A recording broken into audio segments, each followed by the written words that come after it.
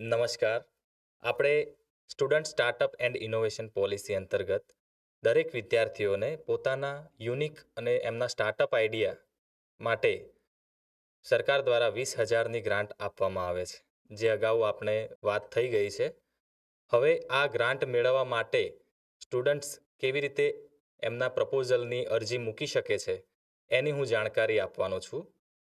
હવે આપણે એસએસઆઈપીના web portal પર આની અરજી કરવાની થાય છે, જેની ડિટેલમાં હું આપને જાણકારી આપું તો એમાં એસએસઆઈપીના પોર્ટલ પર આપની રજિસ્ટ્રેશન કરવા માટે શરૂઆતમાં હું આપને એ જાણ કરીશ કે કઈ કઈ બાબતો આપણે ધ્યાનમાં લેવાની છે.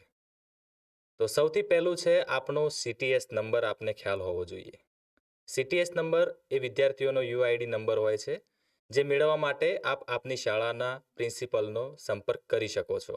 પછી બીજું છે પિચ ડેક બનાવવાની થાય છે. પિચ ડેક એટલે પીડીએફ. સ્ટાર્ટઅપની દુનિયામાં એને પિચ ડેક કહેવામાં આવે છે, જે હું આપને પાછળથી બતાવીશ. પછી ત્રીજું છે આપણે એક વિડીયો બનાવવાનો છે, પોતાનો પરિચય આપવાનો છે. એ વિડીયોની અંદર તમારે પોતાનું નામ, પોતાની શાળાનું નામ અને પોતાના સ્ટાર્ટઅપ પ્રપોઝલનું નામ બોલવાનું થાય છે. ચોથું છે કન્સન્ટ લેટર, સંમતિપત્રક.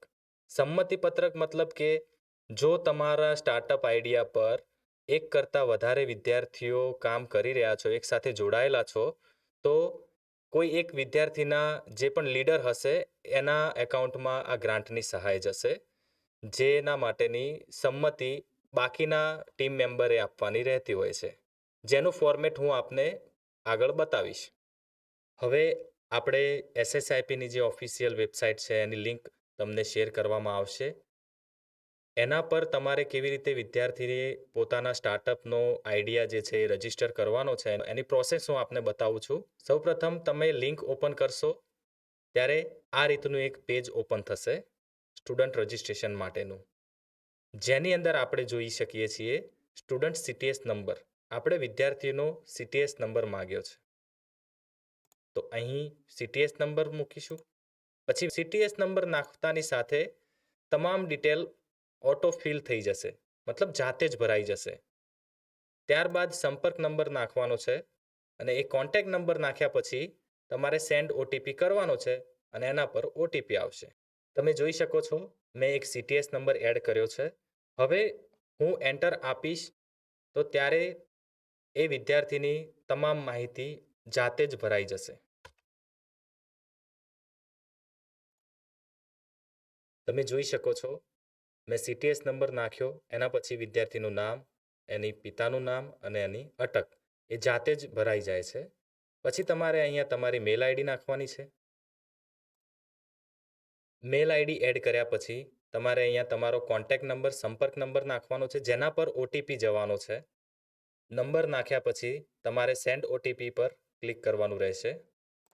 તમારા મોબાઈલની અંદર ઓટીપી આવશે અને એ ઓટીપી આપણે અહીંયા એડ કરવાનો રહેશે.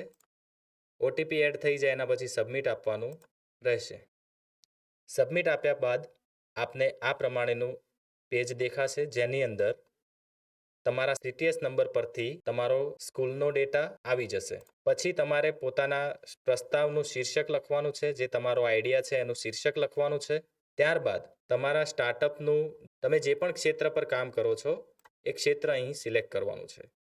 માની લઈએ તમે કૃષિ મતલબ કે એગ્રીકલ્ચરનો કોઈ લઈને તમારો આઈડિયા છે, તો એ રીતે. અને જો તમને ખ્યાલ ના આવતો હોય, અધરનો ઓપ્શન જે છે તે એના પર ક્લિક કરી શકો છો. પછી તમારા સ્ટાર્ટઅપની અંદર તમે કઈ ટેકનોલોજીનો યુઝ કર્યો છે, ઉપયોગ કર્યો છે, એ તમારે અહીં લખવાનું હોય છે. અને ફરીથી એ રીતે જ કે તમને ખ્યાલ ના આવે તો તમે અધર કરીને જવા દઈ શકો છો. પછી તમારે અહીં સારાંશ એટલે કે તમારા આઈડિયા વિશે 100 શબ્દની અંદર લખવાનું થશે. અહીં આપણે પ્રસ્તાવ દસ્તાવેજ પિચડેક, જે પિચડેકની વાત કરી અગાઉ, પિચડેકની ફોર્મેટ મેં આપને અગાઉ બતાવી છે. એ પ્રમાણેની જે પિચડેક આપણે બનાવીએ છીએ એની ફાઇલ અહીંયા અપલોડ કરવાની હોય છે. સંમતિપત્રક. સંમતિપત્રક જે અગાઉ આપણે ફરીથી હું તમને કહી રહ્યો છું, અગાઉ આપણે જાણ્યું છે, એની ફોર્મેટ મેં આપને બતાવી છે કેવી રીતે લખવાનો હોય છે અને એનો ફોટો પાડી અહીં અપલોડ કરવાનો થાય છે. પ્રસ્તાવની રકમની અંદર તમારા સ્ટાર્ટઅપ આઈડિયા માટે તમને જેટલી પણ ગ્રાન્ટ જોઈતી હોય છે 20,000 સુધીની 20,000 સુધીમાં તમને ગ્રાન્ટ મળે છે તો તમે અહીં 20,000 લખી શકો છો. બાકીની માહિતી તમે જોઈ શકો છો આપણે CTS નંબર પરથી જાતે જ આવી જાય છે. પછી અહીંયા સરનામું એડ કરવાનું થાય છે. સરનામા પછી આપણો જિલ્લાનો જે પણ જિલ્લો છે એ સિલેક્ટ કરવાનો છે. ત્યારબાદ બહુ ઇમ્પોર્ટન્ટ કુલ ટીમના સભ્યોની સંખ્યા આ ખાસ ધ્યાન રાખવાનું છે. જો તમે 2 જણ વિદ્યાર્થીઓ એક જ આઈડિયા પર કામ કરો છો તો અહીં 2 સિલેક્ટ કરવાનું. એક જ જણ છે તો 1 સિલેક્ટ કરીશું. યુટ્યુબ લિંકનો આપણે જે વાત કરી અગાઉ મેં તમને સમજાવ્યું છે કે યુટ્યુબ આપણે વિડીયો બનાવવાનો છે. એ વિડીયોની અંદર આપણે શું શું બોલવાનું છે અને એ વિડીયો યુટ્યુબ પર અપલોડ કરી અને એની લિંક લઈ અને અહીંયા પેસ્ટ કરવાની છે. ત્યારબાદ મેન્ટર એટલે આપના માર્ગદર્શક શિક્ષક. જે શિક્ષક આપના માર્ગદર્શક શિક્ષક હોય એમની ડિટેલ અહીં ભરવાની છે. મેન્ટરનું નામ, શિક્ષકનું નામ, એમની મેલ આઈડી અને એમનો સંપર્ક નંબર નાખવાનો છે. ત્યારબાદ આપણા સ્ટાર્ટઅપ પર કામ કરી રહેલા બીજા મિત્રો જે ટીમ સભ્ય હોય એમનો CTS નંબર નાખવાનો છે. એમનો CTS નંબર નાખીશું તો એ પ્રમાણે જ એમની માહિતી જાતે ભરાઈ જશે અને એ બધી જ ડિટેલ ભરાઈ જાય એના પછી અહીં સબમિટ કરવાનું થાય છે. ઓકે મિત્રો, આપણે અગાઉ વાત કરી કે પિચ ડેક બનાવવાની થાય છે. એ PPT જે PDFમાં આપણે કન્વર્ટ કરવાની હોય છે. પિચ ડેકમાં કઈ કઈ બાબતો ખાસ ધ્યાન રાખવાની છે એ હું આપણે જણાવું. તો પિચ ડેકની અંદર કુલ 5 પેજ આપણા હોવા જોઈએ. જેમાં પહેલા પેજની અંદર તમારા સ્ટાર્ટઅપનું નામ લખવાનું છે. તમે કયા સેક્ટર પર કામ કરો છો તે લખવાનું છે અને તમારી ટીમ મેમ્બરના નામ લખવાના છે. તમારું નામ અને તમારા ટીમ મેમ્બરના નામ. પેજ નંબર 2 ની અંદર તમારા આઈડિયા વિશે વિસ્તૃતમાં લખવાનું છે. પેજ 3 ની અંદર તમારા આઈડિયા વિશે અહીં વધુ માહિતીમાં લખવાનું છે. પ્રોબ્લેમ, સોલ્યુશન અને વિઝન એમાં શું હોય એ હું આપને નેક્સ્ટ પેજમાં બતાવું છું. પેજ 4માં તમને ગ્રાન્ટ આપવામાં આવે તો તમે તેનો ઉપયોગ કેવી રીતે કરશો એ લખવાનું થાય છે. જે બહુ મહત્વનું છે. તમને ગ્રાન્ટ મળે તો તમે ક્યાં ક્યાં એનો ઉપયોગ કરશો એ આપણે લખવાનું છે. પેજ નંબર 5 ની અંદર તમારી કોન્ટેક્ટ મતલબ તમારી માહિતી લખવાની થાય છે. તમારું નામ, તમારા શિક્ષકનું નામ, તમારી મેલ આઈડી જે આપણે આગળ સમજીશું. અહીં આપણે પહેલું પેજ જે છે એની અંદર તમારે સ્ટાર્ટઅપનું નામ લખવાનું છે. પછી આપણે વાત કરી સેક્ટર, ક્ષેત્ર જે છે, દાખલા તરીકે શિક્ષણ હોય, કૃષિ હોય વગેરે.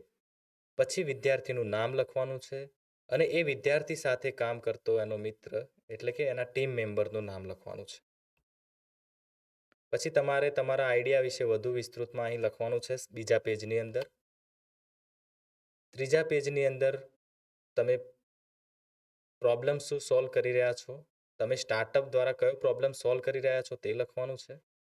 તે પ્રોબ્લેમ તમે કેવી રીતે સોલ્વ કરો છો તે લખવાનું છે.